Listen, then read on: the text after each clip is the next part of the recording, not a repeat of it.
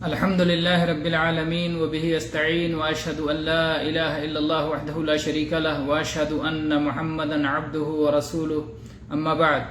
گرامی قدر مشاہدین، حج سے متعلق احکام و مسائل کے دروس کا سلسلہ اللہ کے فضل و کرم سے جاری ہے، اور گزشتہ درس سے طواف کی شرطوں سے متعلق گفتگو شروع کی گئی، اور طواف کی اہم شرط نیت کا ذکر کیا گیا، اس کے دلائل بیان کیے گئے، نیت کس انداز سے کریں گے اور کہاں نیت کرنا ہے اور کس چیز کی نیت نہیں کرنا، اس کی ساری تفصیل گزشتہ درس میں کی گئی.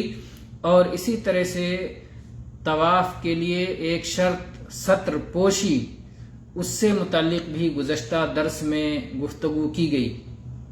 طواف کے لیے ایک تیسری شرط طہارت. کیا طواف کے لیے طہارت شرط ہے؟ آج کے درس میں ہم اس پر بات کریں گے. پہلے آپ یہ سمجھ لیں، ایک طہارت، سب سے عظیم طہارت ایمان والی طہارت ہے، جو سب سے عظیم طہارت ہے، اس کے بغیر حج قبول نہیں ہے. جس کے یہاں کفر اور شرک کی نجاست ہے، اس کا حج قبول نہیں ہے. اب جس نے ایمان کی طہارت حاصل کر لی، اب اس کے بعد میں دو طہارتیں اور ہیں. حدث اکبر سے طہارت. حدث اکبر وہ چیزیں جن کے لیے غسل کی ضرورت ہے، اور حدث اصغر سے طہارت. حدث اصغر وہ چیزیں ہیں جن کے لیے وضو ضروری ہے.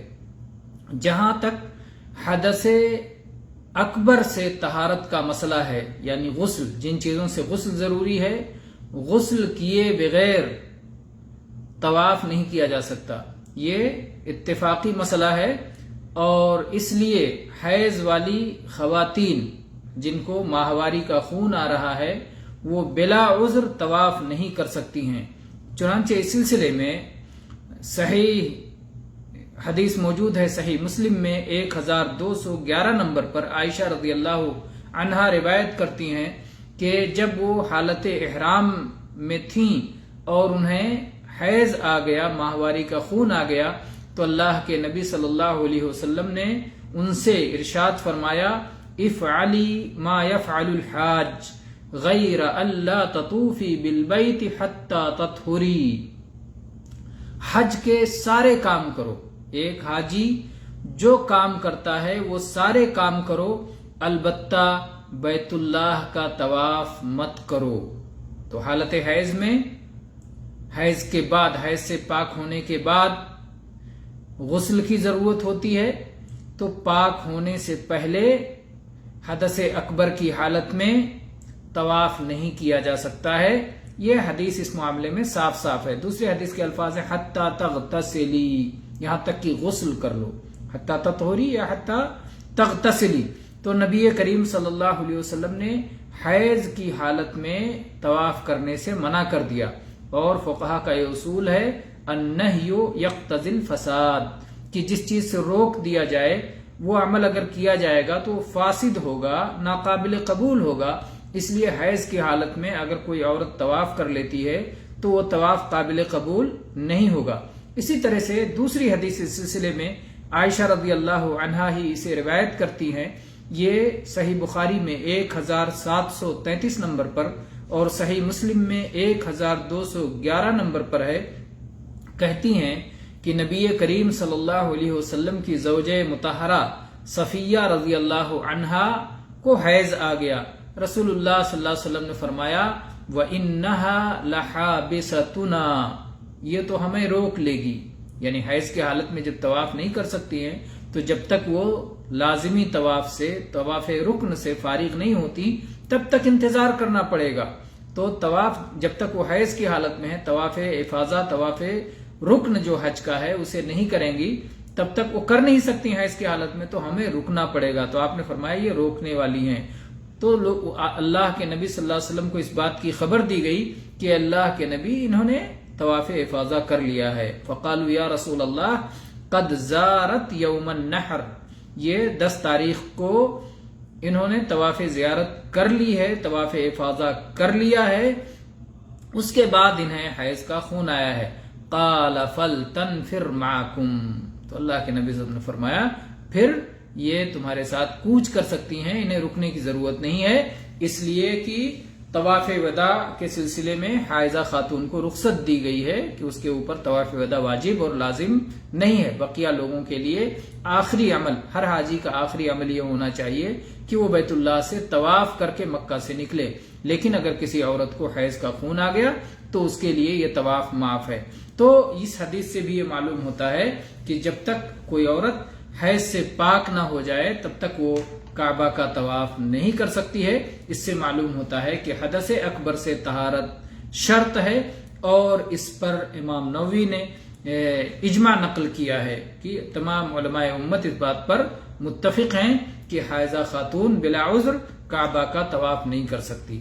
لیکن اگر اسے کوئی عذر ہو، جیسے مثال کے طور پر کچھ ساتھی ہیں جو چھوٹ جائیں گے، اس کا رہنا ممکن نہیں ہے، مثلا ویزے کی تاریخ متعین ہے اور اس تاریخ کو چلے جانا ہے، واپس جانا ہے، نہیں رک سکتے، اور کچھ مسائل ہیں، تو ایسی صورت میں وہ کچھ ایسے کپڑے وغیرہ لپیٹ لے گی، یا اس وقت جیسے پائے جاتے ہیں ایسی مصنوعات پائی جاتی ہیں کہ جو عورتیں باندھ لیتی ہیں، جس کی وجہ سے وہ کہیں بھی آئیں جائیں تو اس کی وجہ سے زمین، جس زمین پر وہ چلیں گی وہ زمین آلودہ نہیں ہوگا، مسجد میں ناپاک خون نہیں گرے گا۔ تو ایسی صورت میں ان ساری چیزوں کا مسجد کی آلودگی سے حفاظت کا انتظام کر لیں، اور پھر جا کر کے اسی حالت میں، حیض کی حالت میں، ضرورت پڑنے کی صورت میں، اضطرار کی صورت میں طواف کر سکتی ہیں۔ امام ابن تیمیہ رحمہ اللہ نے اسی کو اختیار کیا ہے، چنانچہ فتاوی میں آپ اسے 26ویں جلد 243 صفحہ پہ اس مسئلے کو دیکھ سکتے ہیں۔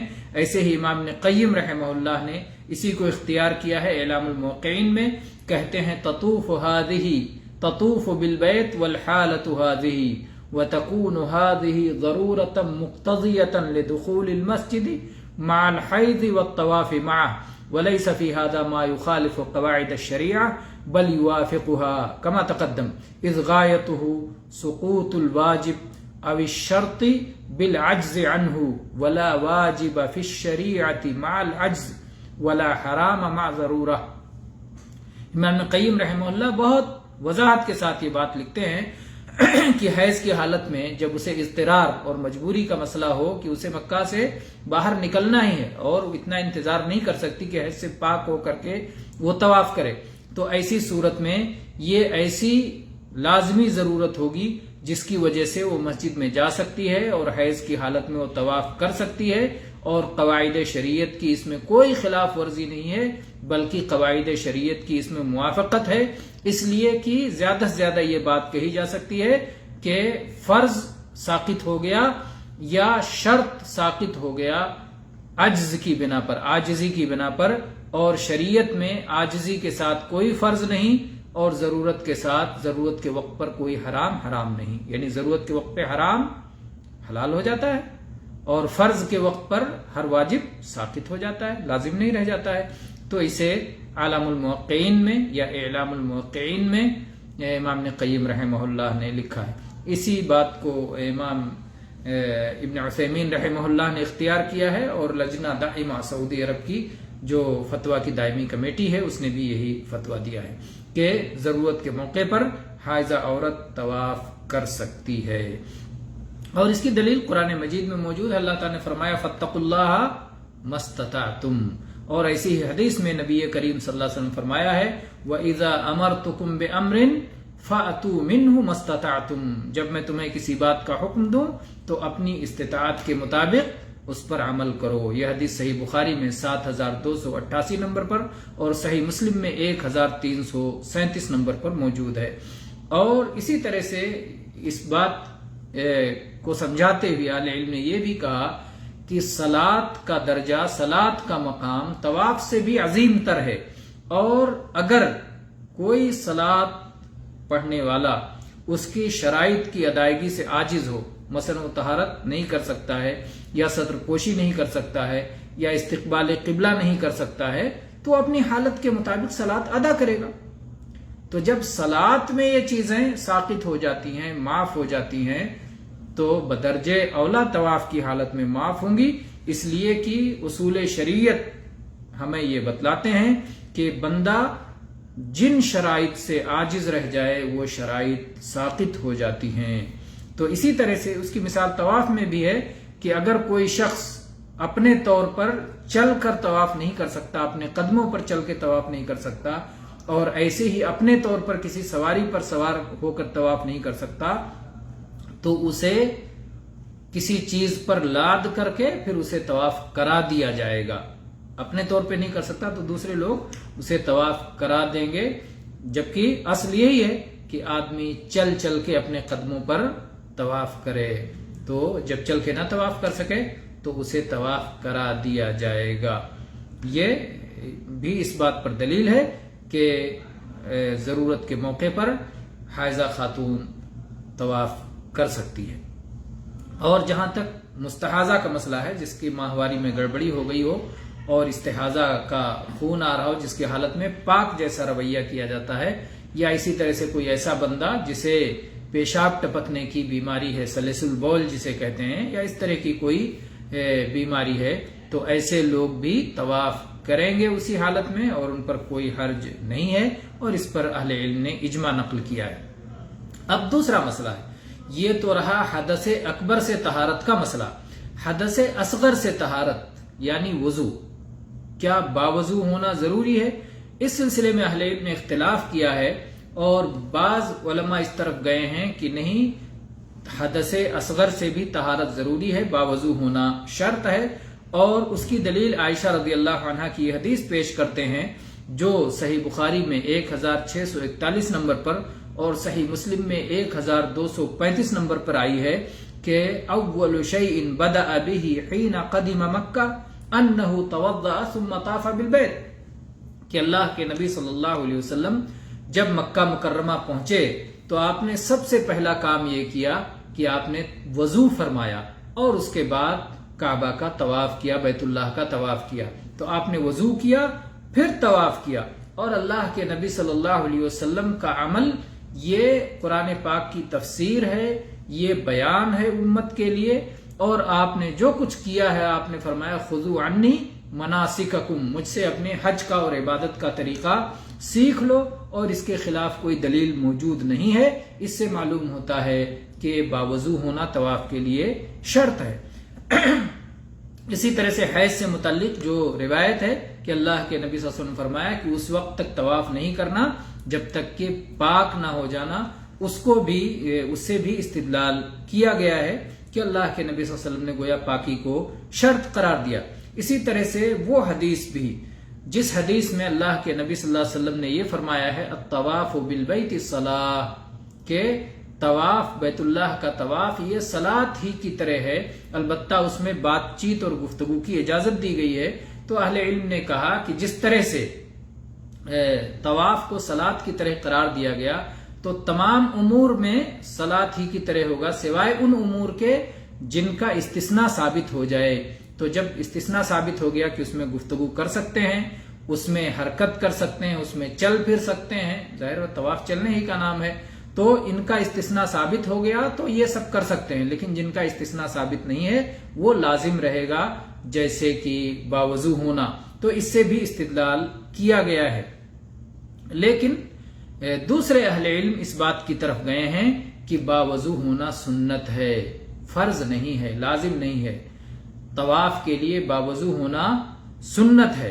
اور یہ حنفیہ کے ہاں بھی ایک قول ہے، امام احمد سے بھی ایک روایت ہے، امام ابن حزم کا یہی قول ہے، امام ابن تیمیہ، امام ابن قیم کا یہی قول ہے، اور شیخ ابن عثیمین رحمہ اللہ نے اسی کو اختیار فرمایا ہے. آئیے دیکھتے ہیں کہ شیخ ابن عثیمین رحمہ اللہ کیا فرماتے ہیں. کہتے ہیں الذی تطمئن الیہ النفس انہ لا یشترط فی الطواف الطہارۃ من الحدث الاصغر، جس بات پر دل مطمئن ہے وہ یہ ہے کہ طواف کے لیے حدث اصغر سے پاک ہونا شرط نہیں ہے، یعنی طواف کے لیے وضو شرط نہیں ہے، اسی پر میرا دل مطمئن ہے. یہ کون فرما رہے ہیں؟ شیخ ابن عثیمین رحمہ اللہ تعالی.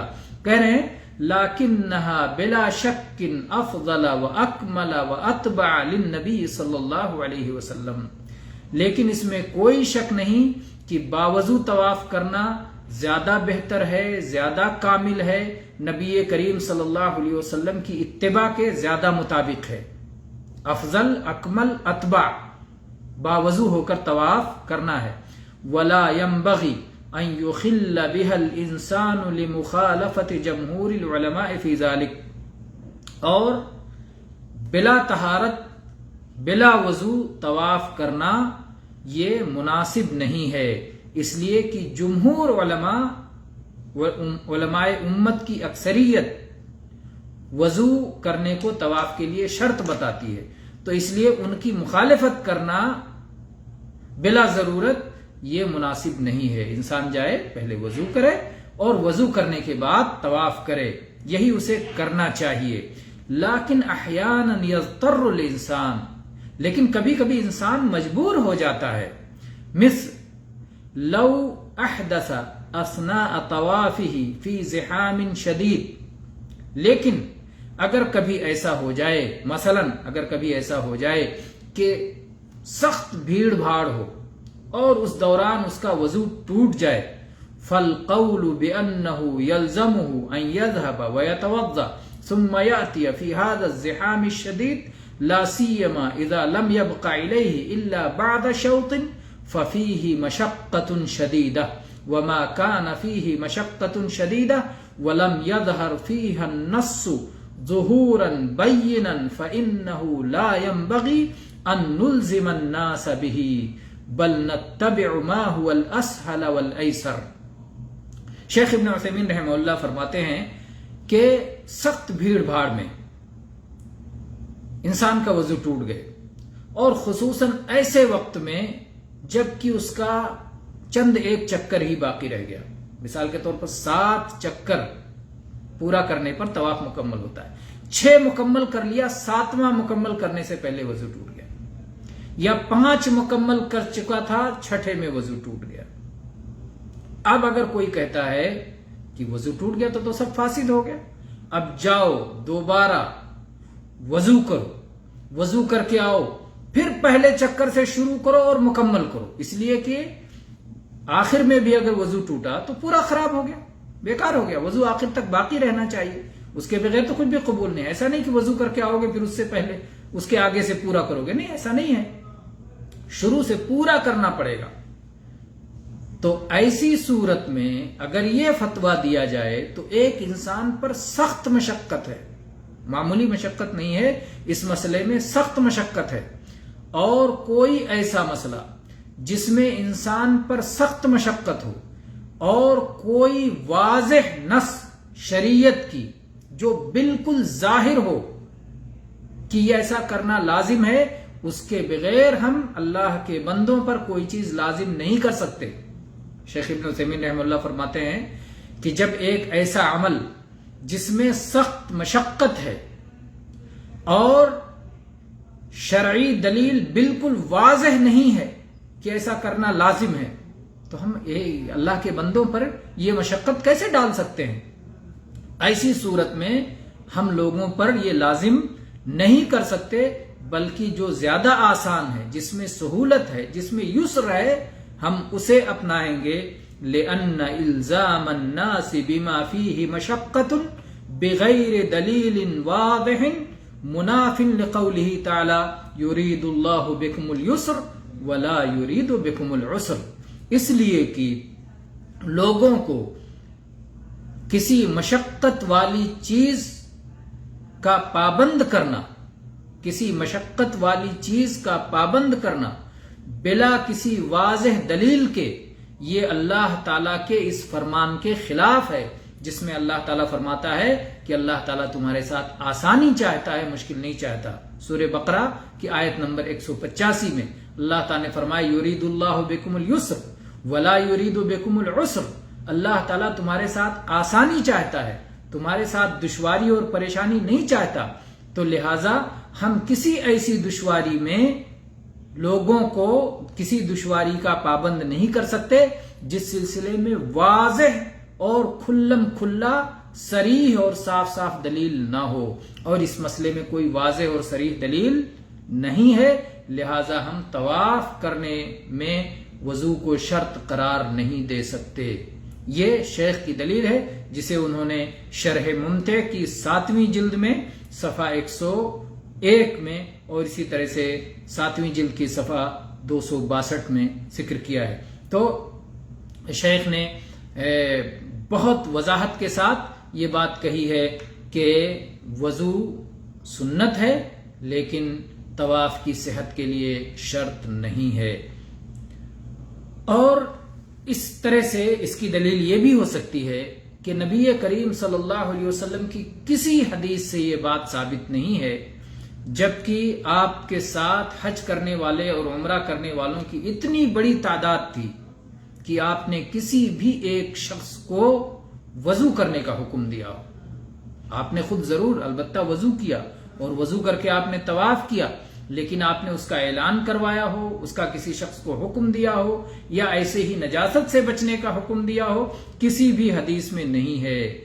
اور یہ بات ناممکن ہے کہ ایک چیز امت پر فرض ہو اور اللہ کے نبی صلی اللہ علیہ وسلم نے اسے بیان نہ کیا ہو۔ تو یہ بھی دلیل ہے کہ طواف کے لیے وضو شرط نہیں ہے۔ اور اسی طرح سے اگر دیکھا جائے تو حج کے جو بھی ارکان اور واجبات ہیں ان کے لیے وضو شرط نہیں ہے۔ آپ عرفات میں جا رہے ہیں، رک رہے ہیں، اس کے لیے باوضو ہونا ضروری نہیں۔ مزدلفہ میں رک رہے ہیں، اس کے لیے باوضو ہونا ضروری نہیں۔ کنکریاں مار رہے ہیں، اس کے لیے باوضو ہونا ضروری نہیں۔ آپ جو ہے قربانی کر رہے ہیں، اس کے لیے باوضو ہونا ضروری نہیں۔ جس وقت بال مڈا رہے ہیں اس کے لیے باوضو ہونا ضروری نہیں۔ تو کسی بھی عمل میں باوضو ہونا ضروری، سعی کر رہے ہیں اس کے لیے باوضو ہونا ضروری نہیں۔ تو طواف کے لیے باوضو ہونا کیوں ضروری ہے؟